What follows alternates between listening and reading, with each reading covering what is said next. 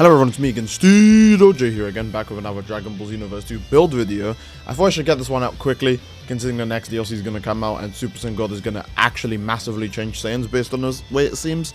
So obviously I should get this female Saiyan build video as soon as possible, in case of 1, Super Saiyan God doesn't actually do anything for them because they're the worst race in the game, and 2, on the off chance that it becomes massively outdated if I don't do it now. Obviously, as usual, we're going to go over the attributes first, because that's what's most important. I don't think I showed the attributes last time when I did the teaser for this build, but here are the attributes. Now, obviously, it's going to sound weird, but this is the way I'm building my female Saiyan now, alright? Cool.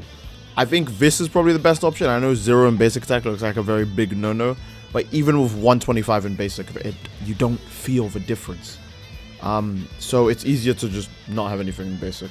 I went for 125 in health because female Saiyans, to my knowledge, are still the lowest health race in the game, because they just need to have the most weaknesses for some reason. But yeah, I went with 125 in health because anything to increase the survivability is good, especially because Saiyans do get a damage buff if they actually manage to survive on really low health, which it's not really, often that happens, but when it does happen, you do feel it. 0 in ki, because ki is a stat I can just fix with QQ Bang. Normally I put 42 in ki, but honestly, I don't need the ki that much, especially if it's going to take away from my survivability or my damage. So that's why I have 0 in ki. 42 in stamina, because 42 is 1 extra bar of stamina. Obviously, if you have, 84, then you get 2 bars of stamina and so on and so forth. But I just want the 1 extra bar of stamina in case if I have a QQ Bang that's slightly lower stamina or doesn't push as far as I'd want it to be. So I always go for the 1 extra stamina bar just in case. 0 in basic attack, because again, you do not actually feel female Saiyan basic attack at all, whatsoever. You just don't feel it. Super Saiyan 3, Super Saiyan Blue Evolution, you just don't feel it, no matter if it's 0 or 125. The damage barely changes. It's just easier to have stats in, the things they do damage in, like supers. So that's why I opt for 0 in basic. You don't need to be doing basic to wear down the enemy stamina, also you can get a super ready. That's honestly the main reason to even basic attacks the females, and you don't do any damage. They nerfed their strongest combo, which was their only combo that did consistent damage and worked even in lag. They nerfed that because, screw female Saiyans, but male Earthlings they need to stay this strong. 83 in strike supers, because my female Saiyan build is actually max weight. It's not max height, I think it's second most max height, but max weight. So obviously with max weight, I'm doing a bit more basic because I'm not just bone thin. The thinner your character is, the higher ki blast damage you do. But the thicker your character is, the lower ki blast damage they do. But they do more basic and strike. So technically having a thick character is always better because, you get 2 damage buffs rather than 1. Especially because there are a lot of strike supers like Angry Hit that do what ki blasts do anyways, where they attack you from long range. So you don't even need to have a ki blaster if you just have a really thick female Earthling or female Saiyan. So yes, 83 in strike does benefit me greatly because obviously my character is max weight, and it does help whatever trash or little amount of basic attack I do have going on. And Ki Blast is at 125 because naturally it is the stat that female Saiyans do the best in. They are even better at Ki Blast than Friezas now because of all the, blue forms and stuff. And they've always been better than female Earthlings at Ki Blast. The only reason why it's like a topic of debate is because obviously after you transform, the amount of Ki you get is, is shockingly low.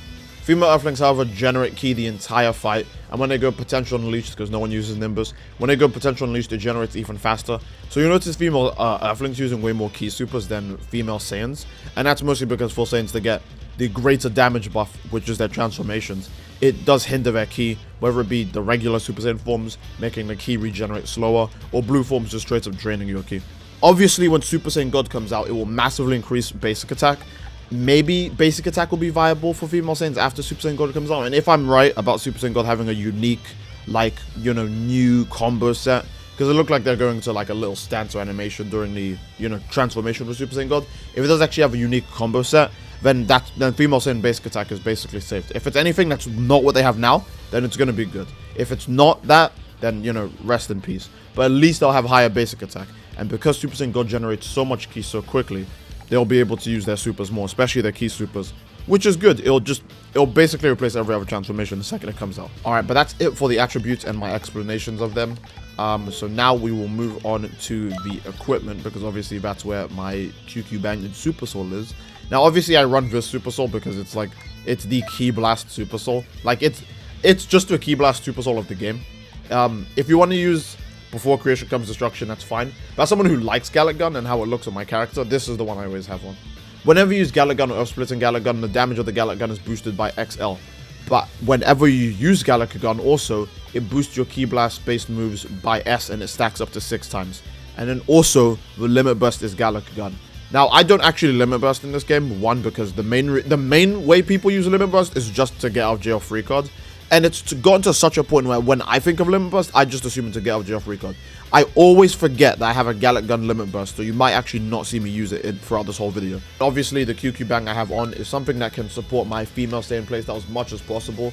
Now, obviously, yes, it does lower 1 in strike and Ki Blast supers, but my Ki Blast supers are so damn high, I genuinely don't need any more, unless if I just plan to only Ki Blast the entire match. And I need something to substitute the extremely trash basic of female Saiyans. Not to mention, I do need the extra stamina and health, because again, surviving is the most important thing when the character you're using is the weakest character in the game, and the slowest attack animation, so you'll definitely get hit the most.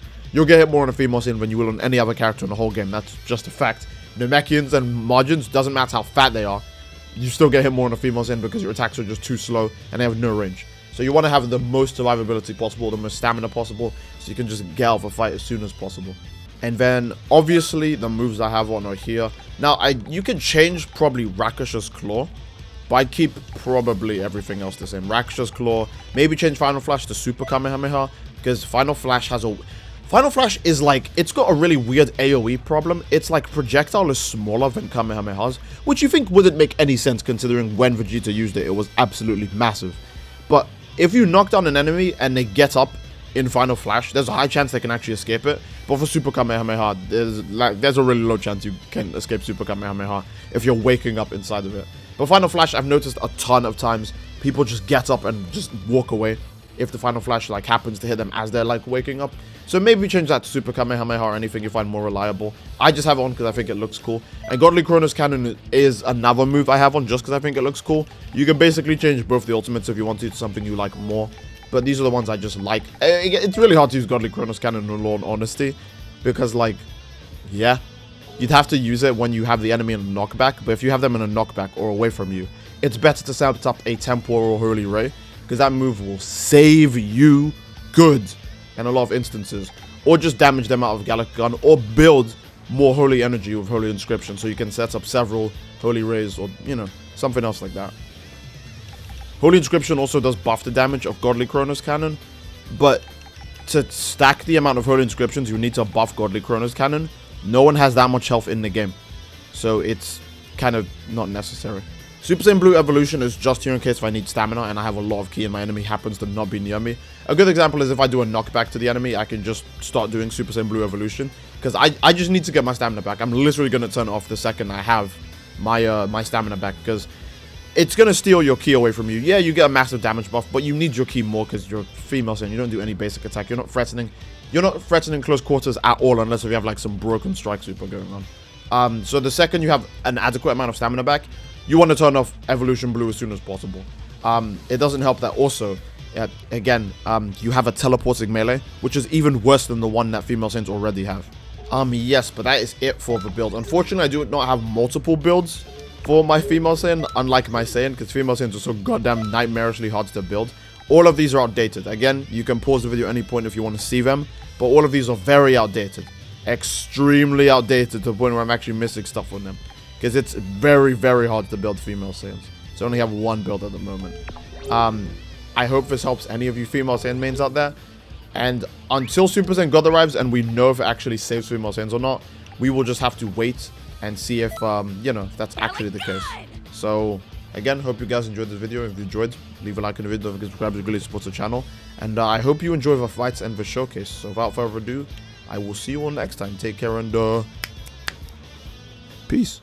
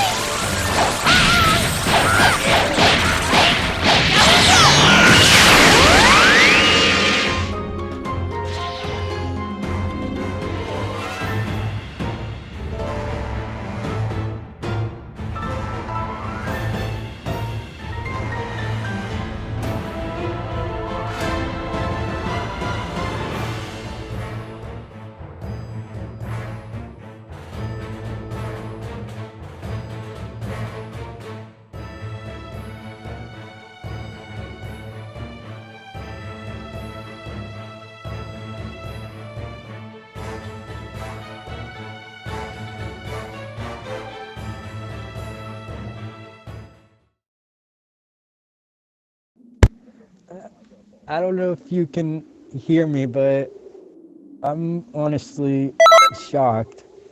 I didn't expect you to join, and I'm I've seen a lot of your videos. I That's why I'm not playing like unfairly.